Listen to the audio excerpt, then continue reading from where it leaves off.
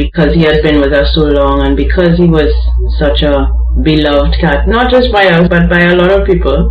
And Toro, of course, was devastated because they were so close as well.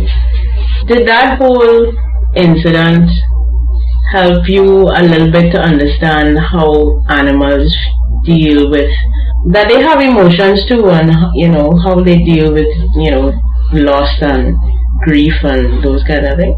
I was surprised that I think I understood that more than you did, because you could see Toro knew what happened, because I remember that morning you putting Missy in the carrier in the trunk, and Toro jumped in the trunk and was sniffing the carrier, and then there were a couple of times where he died, he planted a tree and left his picture, and Toro would go there and lie down. He would just lay there, just align with Missy, because as I said, they were bodies. I would never forget. Sometimes we watching TV. There was a particular time in the evening when we sat looking at television, and Toro and Missy would stroll in from the back together, and head straight to their plates. They would eat, and then make an about it and go right back outside together, and then they would cuddle together. Missy would be cleaning him, he would be cleaning Missy. And it was nice to see. I never saw that before. I never experienced that before with pets, and it was very obvious that they were like brothers, and that got me to understand pets do identify with love and emotion. And of course Missy started getting older and couldn't jump as high as he normally used to, and play a little football with me and stuff like that. But I'm sure there are other men out there who feel the same way about pets, but I felt I had to adjust. I mean, you like pets and we married, so although sometimes I would beg and beg and beg, but you never listen to that. You just brought the pet home. Oh, I remember when Toro and Missy was alive, you tried bringing home another one. Yes. A little terror. Yes. And Santi could not fit in with Toro and Missy. Toro and Missy literally rebelled against this little devil, because Toro had adopted Missy's cool style, no running around and winding up yourself and all kind of thing, and Santi was totally different to them. And although I begged you, what you doing with this kitten in this house here, because it's quite obvious Toro and Missy did not welcome Santi at all. Both of them took this actually line. No, Missy had, his personality was very cool. I think at the time when he had that issue with his tooth, so he wasn't feeling very well. He wasn't at his best, let me say, because I have video of him playing hide and seek with Santi too. Okay. So he just didn't have the patience because of the fact that his tooth needed to be removed. He didn't have as much patience with him. But Toro, of course, wasn't having it. Yeah, and I mean they actually lived outside. Yeah. The times that they would come inside and chill, they choose to stay outside, and then they would just come and eat and go back out. And I remember one morning waking up to go exercise. When I opened the front door, I saw both of them sitting in front of the step, facing each other like they having a meeting or something. I look at them and I say, I understand how you all feel, because you just can't come to terms with this. And I don't think they would have accepted him in the end, so eventually you had to get rid of Santi. Yes, I took him to the TSPCA and thankfully he was adopted. Right. And then we brought another little one in, another rescue, this time from Kimlin. Her son had actually rescued Coco Chanel from a gas station in Mova, and me thinking that she would be not necessarily a replacement, but at least some company for Toro after Missy had passed away. And how did that go? No, I felt that was, although I begged you not to do it, I felt that was too early, And then I started doing my own research and realized that cats do grieve for the death of a partner. And I think bringing Coco home right after Missy, well, I think it was just a month. Yeah, it was, yeah. And I felt that I was too soon because Toro was still missing Missy. I'm sure of it, and Toro was not having it. And even though she went on to accept that another tuxedo in the house, but they never got along. And of course, Toro and I, well, that was my lineman partner, because on our evening, Toro insisted he must come and lie on my lap while I watching TV. And he insisted. I mean, he was actually bullying me sometimes to do it, but I forgive him most of the time. But Toro was very skittish. Toro was very well aware of the other stray cats in the area, and he was very uneasy, or to the point of paranoid sometimes. I mean, you feed in Toro and you drop anything on the ground, Toro will be across the road in seconds. I don't know what caused that, but Toro was very, very, very jumpy. Loud noises were not his friend. Yeah. Even a plastic bag. Yeah, when you talk for plastic bags. Nuclear bomb thing. Yeah, and I don't think Toro subscribed to the thing that cats had 9 lives. No. Toro didn't subscribe to that. He just wanted to preserve the life that he had. And it was unfortunate that night early that morning when those dogs attacked Toro and took his life.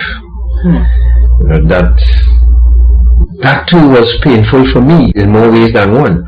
And I kind of got upset with you two for continuing to do this to us, because, bringing cats and then they would either die or how Toro died, and the emotion, that up and down emotion was too much to bear with sometimes, and sometimes I'm afraid now to get close to any cat that you bring here, because after a while, all of them have different traits.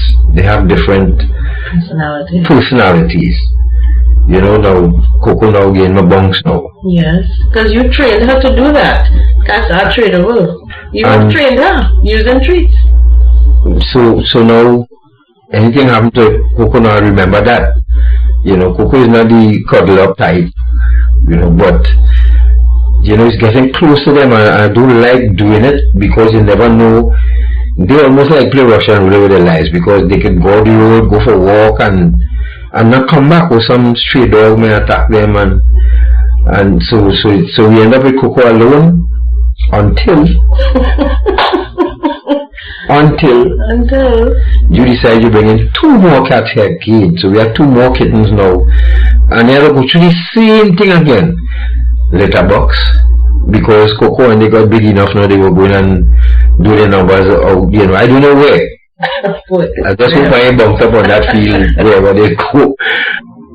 Coco now has to deal now and readjust now to 2 kittens now who they're literally brothers.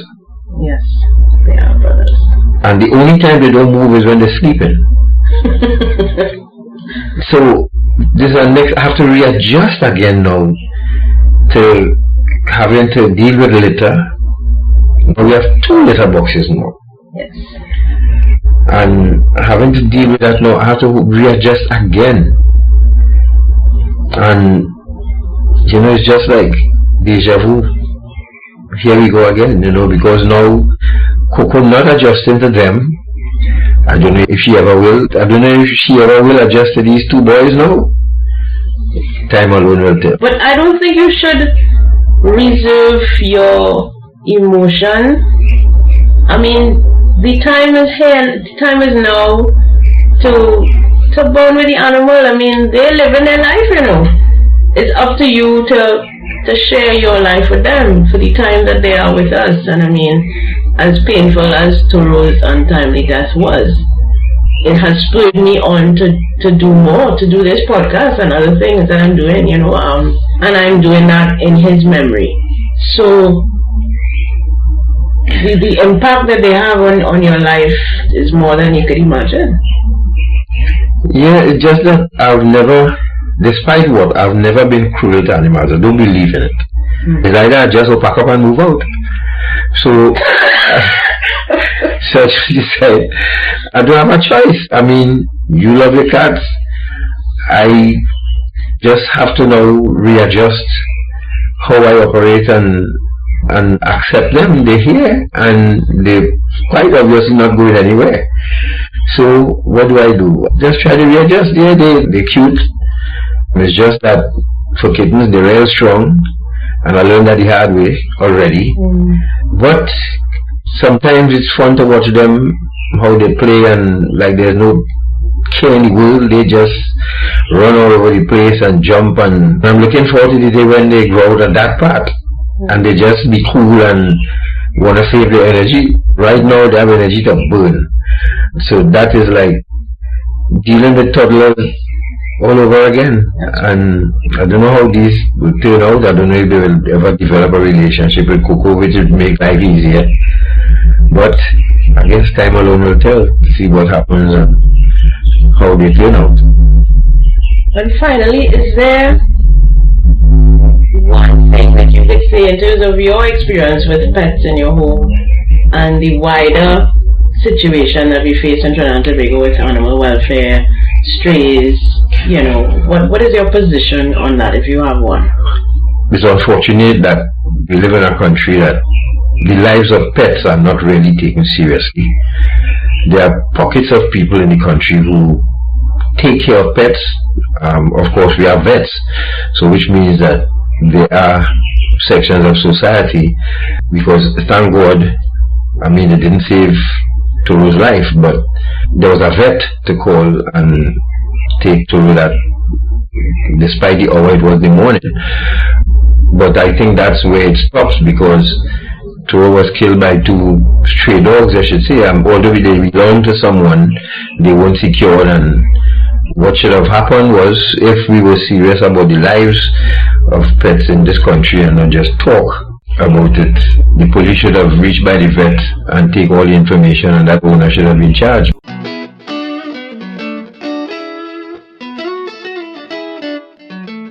If you're really serious about pets, there should be connectivity with something happening to a pet, the vet, and if it's something really bad or an attack on a pet, then the police, there should be an animal unit separate and apart, and it should be very easy, because there's a canine unit in this country where they take care of animals. That's the police dogs and the horses and all of these, and they should turn that into an investigative unit too as well, because there are a number of people not taking care of their animals in this country here, and for the same reason they get into other people's yard looking for food, and they're not taking them to the vet to take care of them.